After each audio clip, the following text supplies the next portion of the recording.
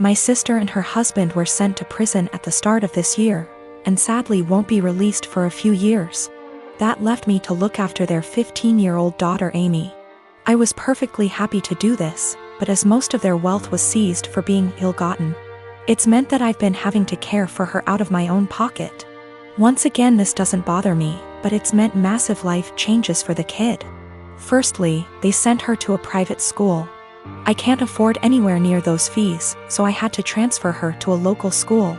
She was upset at this at first, but she quickly made friends and is excelling academically, so this isn't a huge problem. She's been off school for the last few months anyway due to the situation. A bigger problem is clothing. Like my sister Amy loves fashion and designer stuff. She's still got a lot of stuff that her parents got her, but she's always on the lookout for new clothes. Unfortunately, I can't afford anywhere near the sort of stuff she likes. And I also have 2 children of my own whose clothing I have to pay for. I have told my sister this, but she insists I should make allowances because her daughter is going through a tough time. Amy also really doesn't get along with my daughter Hannah, who is 11. She bullies her, calls her stupid and ugly, tells her none of her friends really like her, etc. She has made her cry on many occasions and often continues to taunt Hannah while she cries. Yesterday I caught Amy trying to buy a dress costing over $1,000 with my card. I was fuming and had a long conversation with her. She cried and sobbed that she just wanted one nice thing.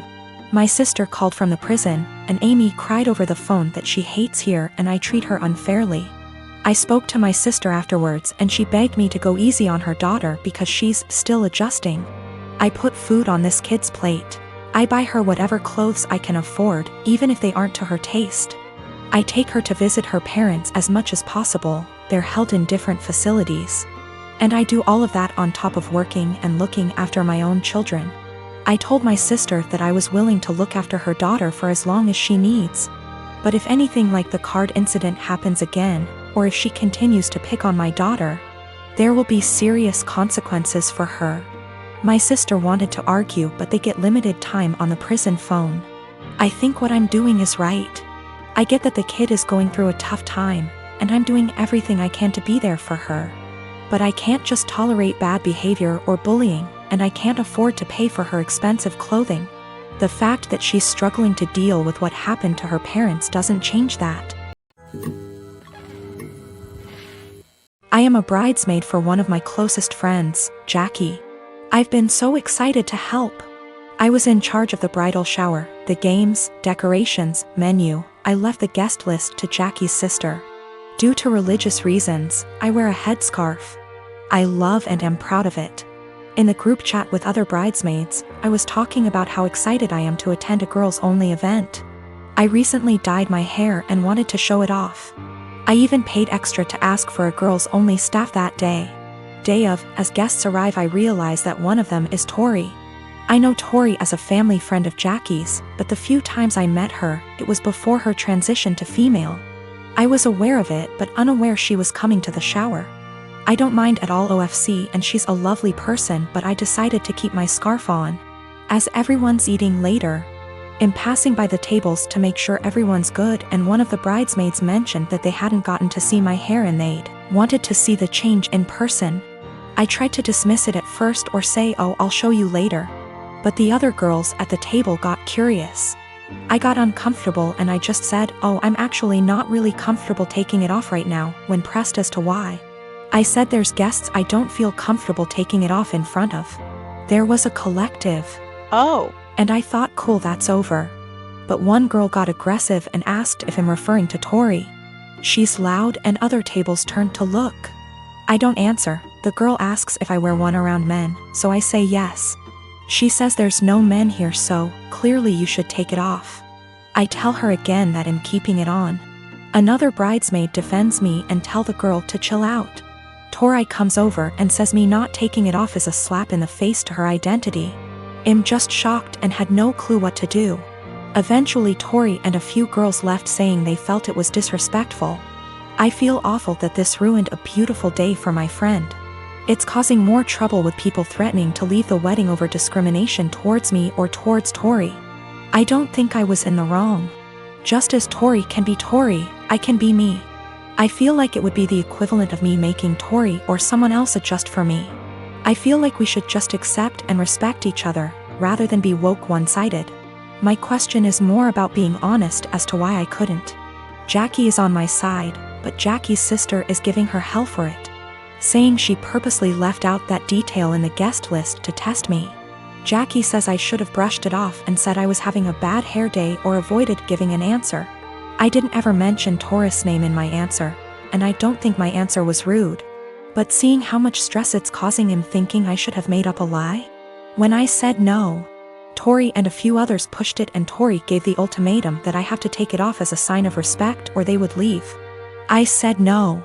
They ridiculed me, my faith, and even the bride and others for defending me. They were blatantly hateful towards my religion, and Jackie's sister purposely arranged for this to happen. For the religious standpoint, I am not aware of where she is in transitioning or what her sexual preferences are. I would never ask either, as that is personal. But that is information I would like before making a decision on how comfortable I feel with exposing my hair. I've been married to my wife for 10 years and we're a mixed-race couple. I'm Asian and she's Caucasian. I've gotten along with her family, MIL, BIL, SIL. But I always felt like her father-in-law and other sister-in-law, Sarah, never liked me.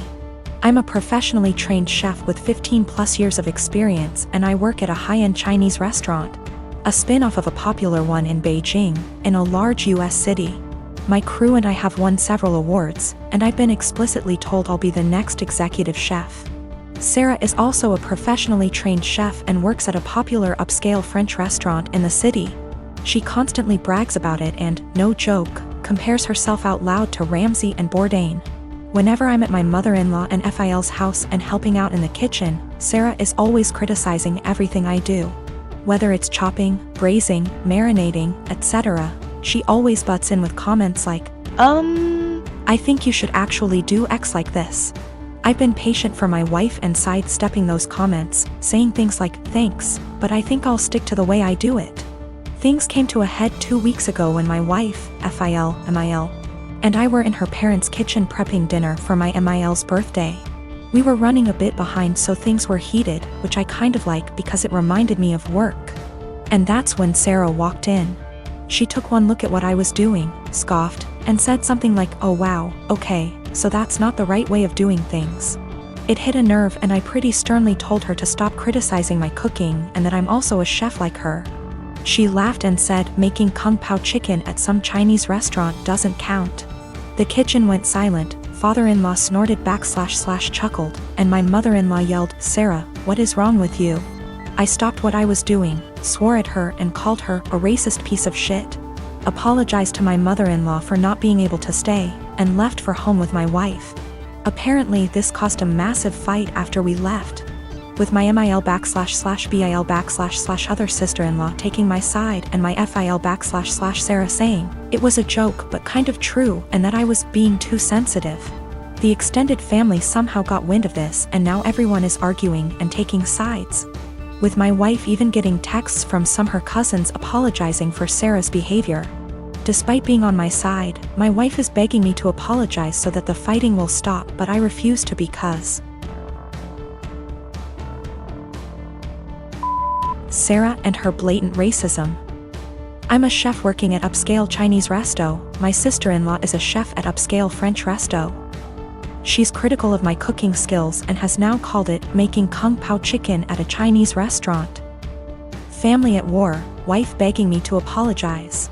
My wife has also informed me that now Sarah may be in trouble at work and she's blaming me for it. Apparently one of her co-workers heard her rant about what happened and reported it to management. So it looks like one of my wife's cousins found this post and put it on Sarah's Facebook wall going, this is you, right? Her FB friends are starting to comment with things like, if this is you Sarah then I'm disappointed. I think Sarah's still at work, shit might be hitting the fan soon and now my wife is pissed too. My wife got a call from SIL. From wife's paraphrasing. Sarah started screaming / crying at her the moment my wife picked up and said that she just got demoted because of her Asian slur husband. Apparently some of her co-workers have her on FB and showed the post to management, which combined with her earlier rant. Double whammied her back to being a line cook, and now she might get fired. My wife solidly on my side after taking the verbal abuse from Sarah. Me and Asiel, Daisy, have been friends since high school, 15 years ago. I started dating her brother, Dan, when we were all in college. Daisy married Matt sometime after I married Dan 10 years ago. Matt and Daisy wanted a baby and starting trying right after marriage, but they were having a lot of trouble. I am talking multiple failed IVFs, multiple late-term miscarriages, one of which was a stillbirth. The struggle went on for 7 years. I have helped her immensely through everything, financially and emotionally. Matt is unsympathetic sometimes. He behaves as if it's a batch of bad cookies and immediately guilts her into trying again. So, it always was up me and Dan to take care of her. Despite many talks from me and Dan, she remained married to him and kept trying again and again. We have had many offers to leave the state / country for a better job, but didn't because we were scared to leave her alone. 3 years ago, I got pregnant. We broke the news gently to Daisy one day. She got real quiet and then asked us to leave. Later, she sent me an email saying she doesn't want to see me or Dan anymore and that this is all too much. We tried to console her but didn't work, so gave her space. 2 weeks before I was supposed to give birth, Dan passed away in an accident. I don't have any family except for Dan and Daisy. Daisy refused to attend the funeral because she will have to see me. The day before the funeral, and I called her and begged her to come. I didn't think that I would be able to go through that without her. She hung up on me and didn't attend the service. Soon after that, I gave birth and I decided to move to another state. I cut off all contact with Daisy and started fresh.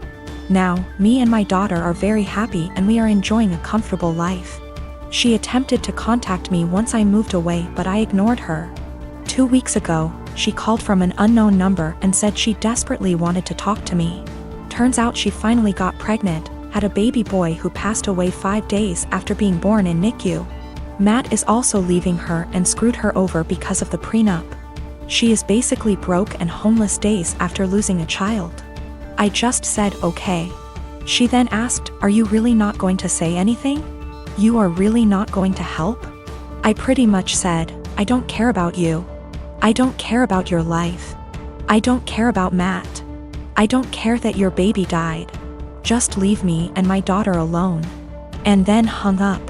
Since then she has been sending me multiple emails and VMs stating how awful I am and how heartless and how much Dan would be disappointed. I continue to just ignore everything. I am not going to have any sympathy or help her in any way.